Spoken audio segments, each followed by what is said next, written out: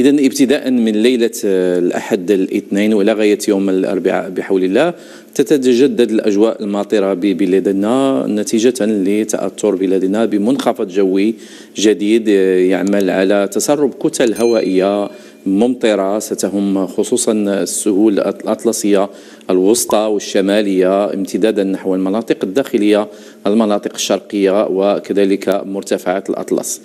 هذا المنخفض الجوي بحول الله سيعمل على أمطار، على تجدد أمطار بحول الله خصوصا بالمناطق الوسطى للبلاد. هذه الأمطار ستكون على شكل زخات رعدية قوية بمناطق سوس وكذلك المناطق الشياضمة جنوب عبدة، بالإضافة إلى بعض مناطق الغرب وكذلك المناطق الغربية لسيس.